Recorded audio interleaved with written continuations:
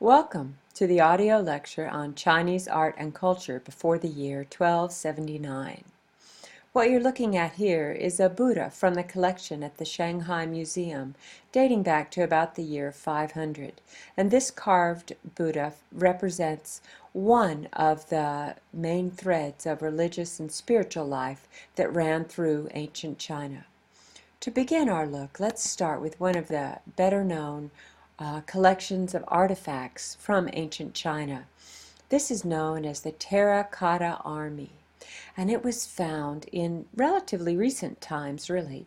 In the year 1974, some peasants were digging a well in a mound that had really been there their whole life and for generations.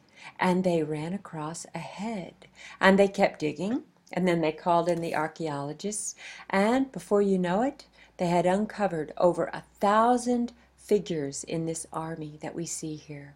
They're all life-size, and they're made of clay or terracotta, which is a kind of a earthenware kind of clay. Now, in addition to these soldiers, they also uncovered over 100 horses that were life-size, as are the soldiers.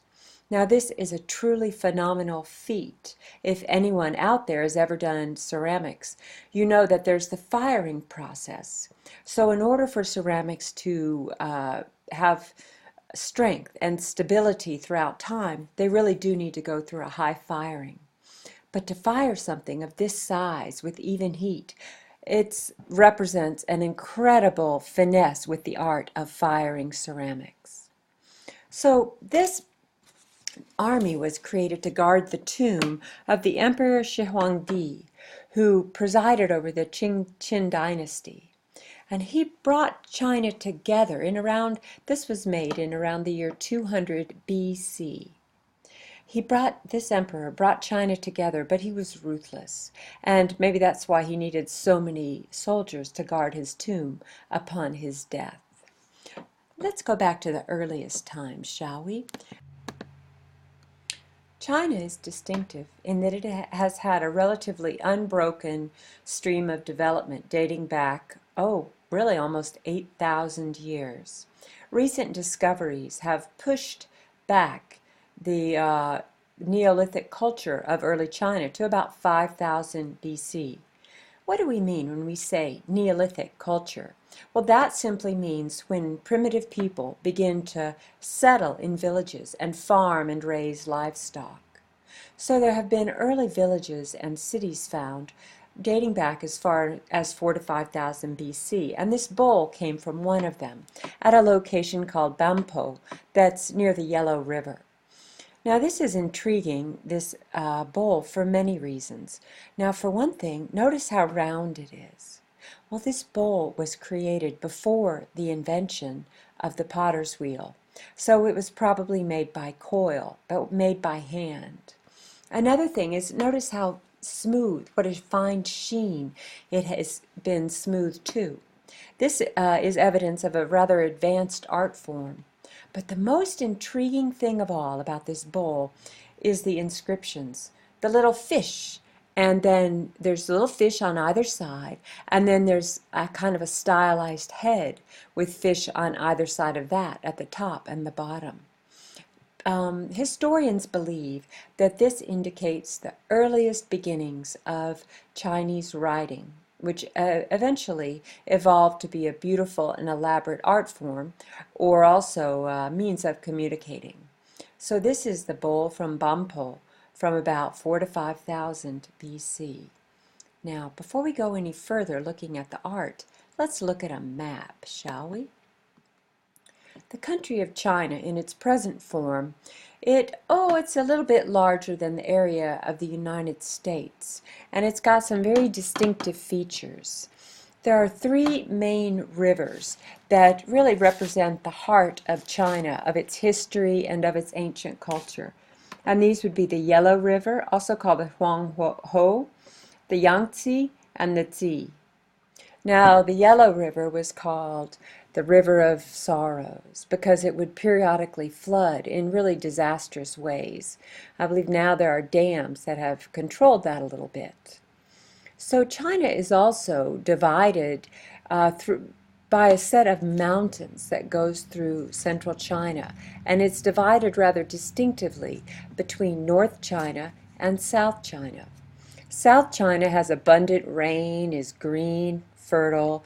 There's a lot of activity at the ports, whereas North China is more steppes, is more desert-like, has large open plains, and is hot in the summer and very cold in the winter.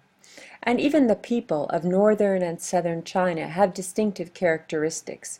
As a generalization, people of northern China tend to be taller, whereas southern China a little bit less so.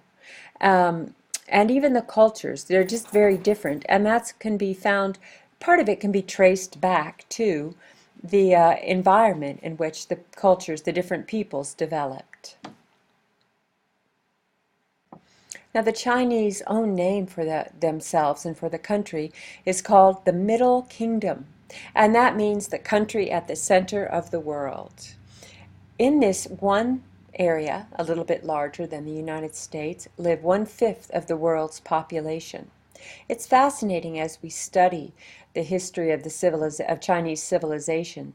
It's fascinating to see how rituals and cultural customs developed that helped to keep the population in line, really.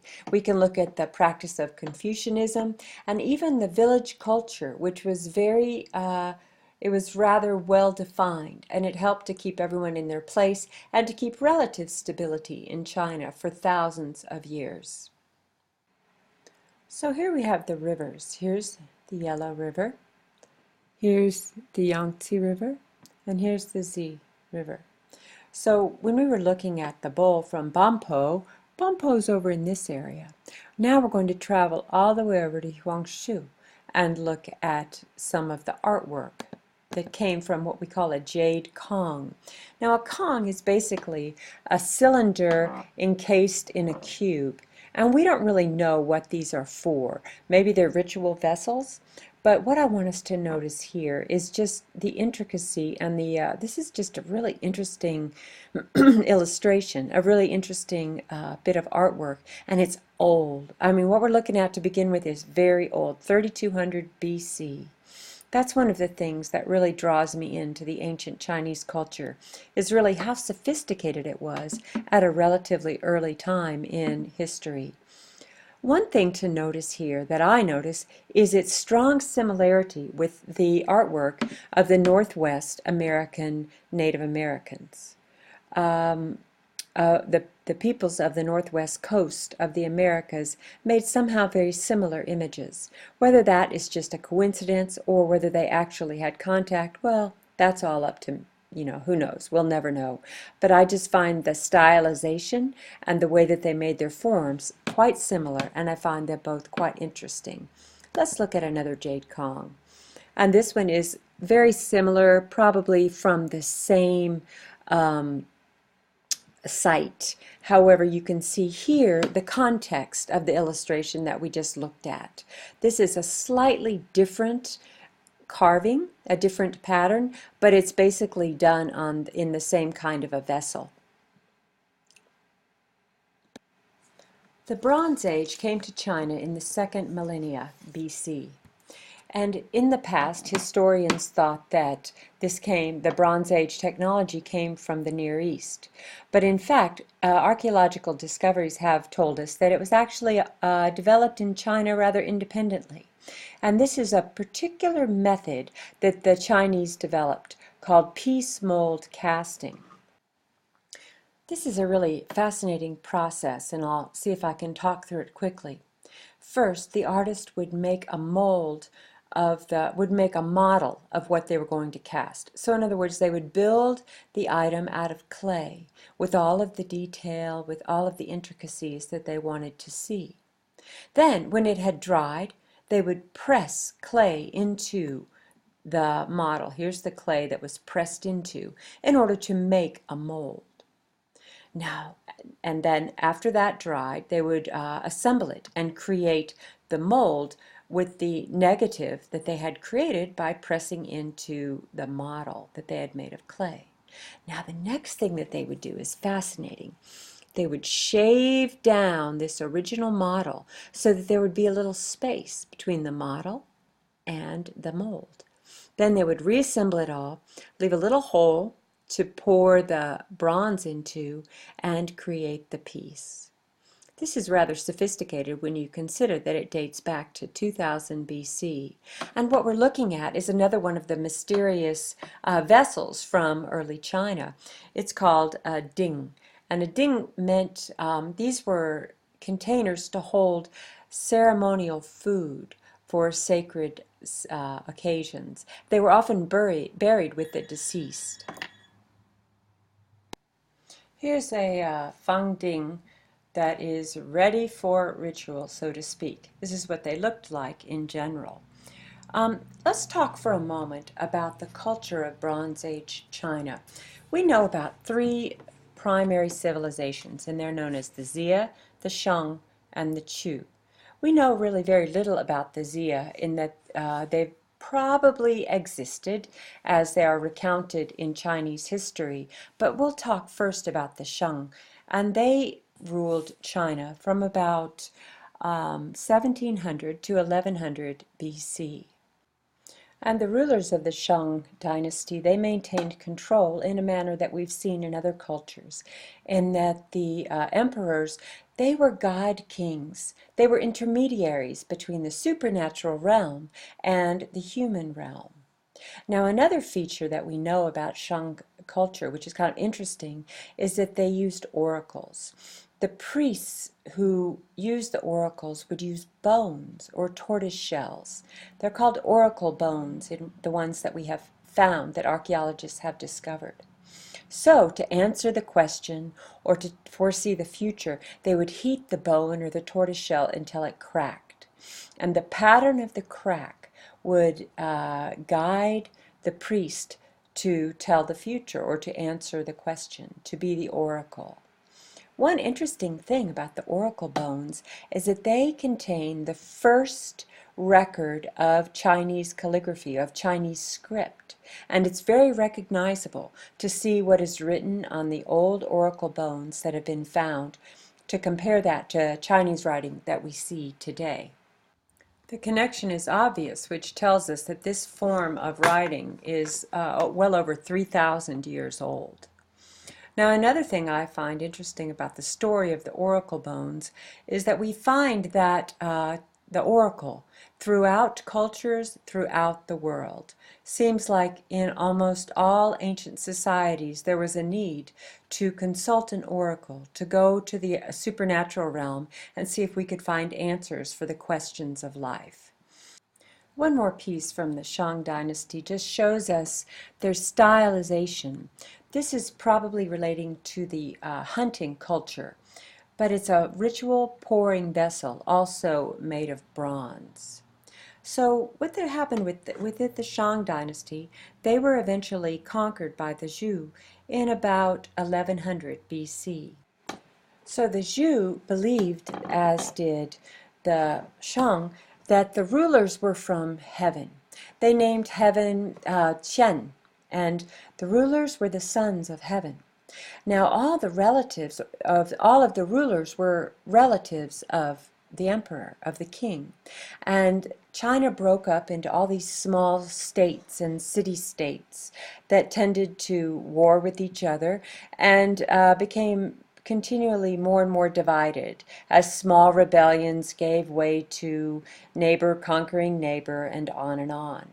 Now, this led to what was eventually called the Warring States period, and that's from roughly 450, 480 BC to 220 BC. Now, during this time, there was born the Chinese philosophy that we know to this day. The great writer Lao Tzu, who wrote the Tao Te Ching, he came through this time, and Confucius, who wrote Morals for Society that eventually became Confucianism, also the great philosopher Mozi. They were products of the Warring States period. So there's another example of out of difficulty comes great philosophy. Now let's look next at really one of my favorite images here. And these are the set of bells from the tomb of the Marquis Yi of Zheng.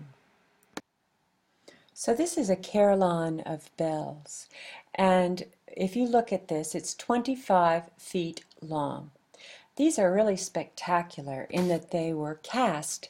They're done now with lost wax casting, which is a little bit more sophisticated than the method that we just looked at. But if you struck the end of the bell or the center of the bell, you would get two tones. And they're arranged in various keys. So actually there would have probably been a couple of players that were walking around and playing these at once. It must have been truly spectacular when they were all being played. Now they have that same symbol or a similar symbol that we saw early on, which is called a tauti, the kind of animistic animal man thing that was on the jade Kong. So that tells us that they may well have used these bells to communicate with the supernatural realm. So now we'll talk about the Qin dynasty, which gave rise to the terracotta warriors, with which we opened this segment on China. This is really a kind of a fascinating story because the Qin, they just basically expanded and conquered their neighbors until finally China was united in the year 221. But the emperor, Shi Huangdi, he started this process of attacking his neighbors, 20 or 30 years prior to that. Now, this leader, Shi Huangdi, was a ruthless and a masterful leader, and in the spirit of many great wise and despotic leaders, he was obsessed with immortality, and he was afraid of rebellion as much as he was afraid of assassination. So way back, even before China was united, he started building his tomb. And in his tomb, he created this army of warriors. As I said earlier, over 1,000 warriors.